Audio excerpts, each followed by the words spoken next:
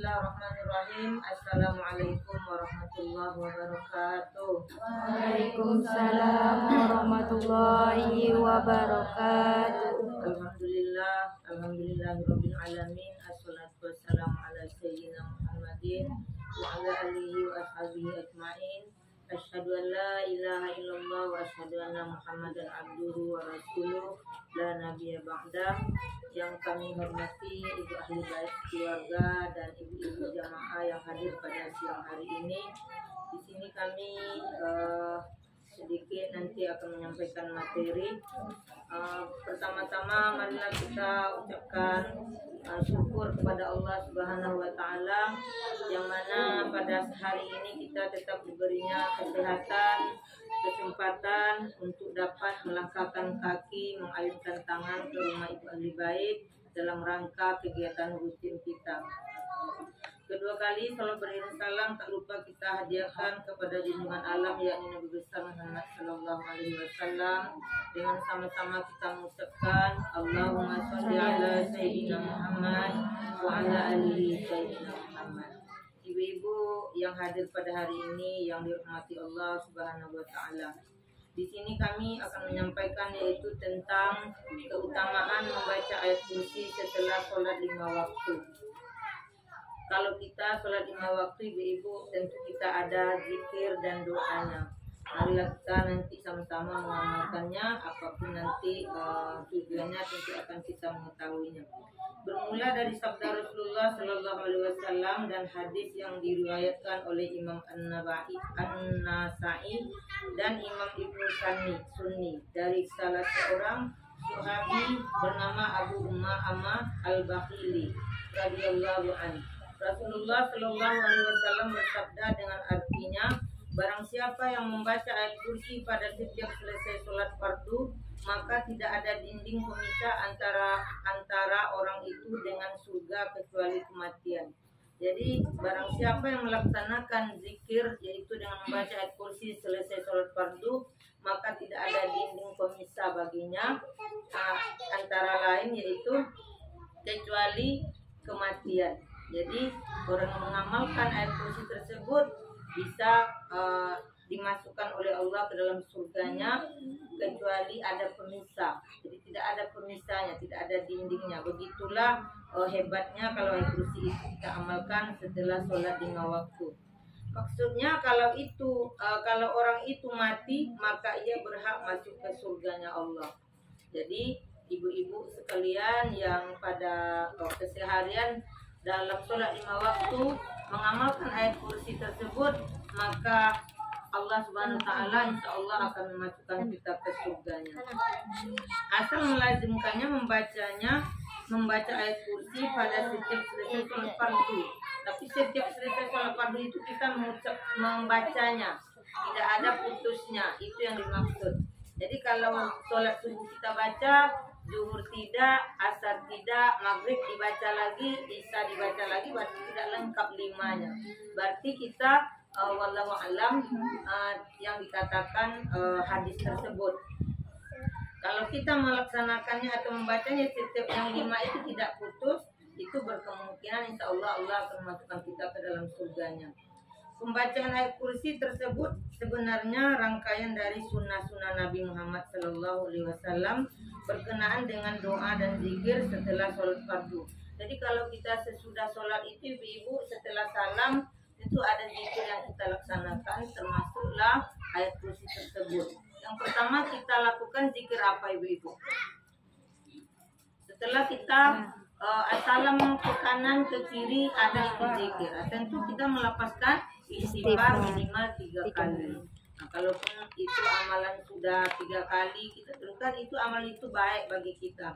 Dan juga setelah istighfar kita juga melapaskan doa yaitu Allahumma antas salam wa minkas salam wa ilaika ya'udus salam wa hayni rabbana bis salam wa adkhilnal jannata darus salam tabarakta rabbana wa ta'ala ya zal jalali wal ikram.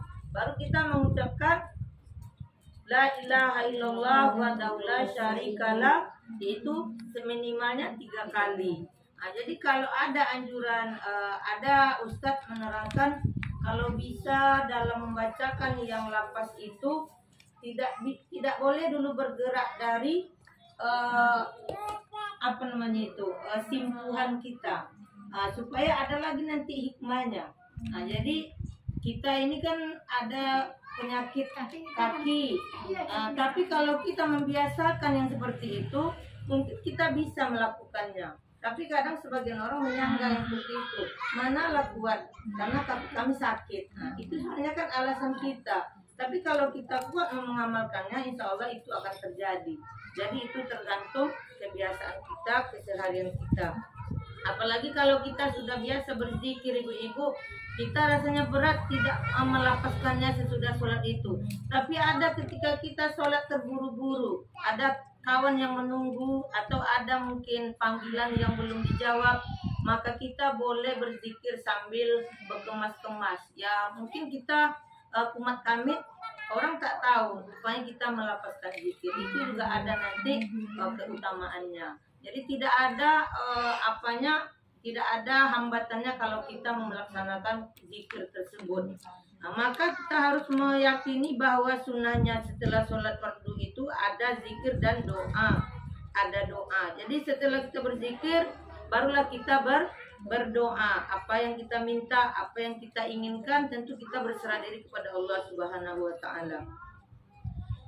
Karena itu adalah ajaran Rasulullah Shallallahu Alaihi Wasallam. Jadi kita ini kan menuju mengikuti ajaran Nabi kita Muhammad Shallallahu Alaihi Wasallam, dan juga ajaran itu sudah diyakini oleh ahlu sunnah wal jamaah. Kita ini mengikuti itu, berarti kita harus mengikuti ajaran Nabi Muhammad Shallallahu Alaihi Wasallam. Ayat kursi itu adalah wasilah ataupun jalan. Jadi wasilah itu artinya jalan. Tidak boleh kita menuhan ayat kursi pula. Mentang-mentang ayat kursi itu bisa memasukkan kita ke dalam surga kalau kita baca, tapi sholatnya tidak kita laksanakan, itu sama kita meyakini ayat kursi saja, itu tidak juga boleh. Karena kita harus melaksanakan yang wajib dulu, baru kita laksanakan yang sunnah tersebut. Dan tidak boleh kita hanya mengkhususkan ayat kursi juga, karena di samping ayat ada zikir dan doa-doa lain. Karena tadi saya bilang sesudah sholat itu membaca ayat kursi, tidak boleh zikir yang lain itu dilupakan, harus juga kita bawakan, nanti dia berangkai seperti yang kita baca tadi. Ayat kursi itu mungkin ada ke tahapan yang keberapa. Setelah baca istighfar 3 kali, baca Allahumma antas salam sekali, baca la ilaha illallah wahdahu la syarikalah 3 kali, baru baca lagi apa ibu-ibu?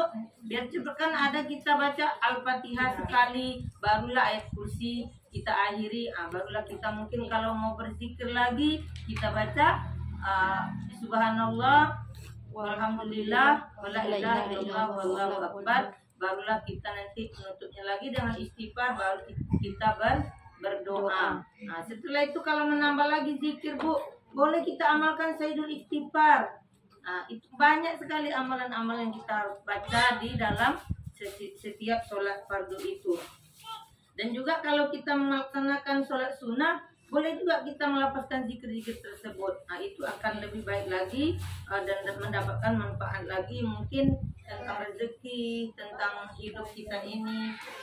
Mungkin kita dalam hidup ini mintanya mudah segala urusan, ataupun mungkin mudah mendapatkan rezeki dari Allah. Jadi ya amalan kita itulah mungkin mengantarkan mendapatkan rezeki tersebut.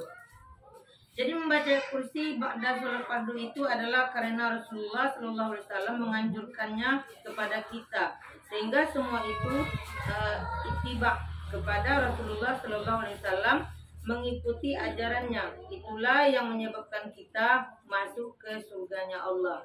Jadi ada di dalam Al-Quran ada ayat yang mengatakan, yaitu surah An-Nisa ayat 80 yang berbunyi mayuti'ir rasulah faqad ata'allahu wa man tawalla fama arsalnaka alaihim hafizah, yang artinya barang siapa mentaati Rasul maka orang itu termasuk mentaati Allah Subhanahu wa Ta'ala.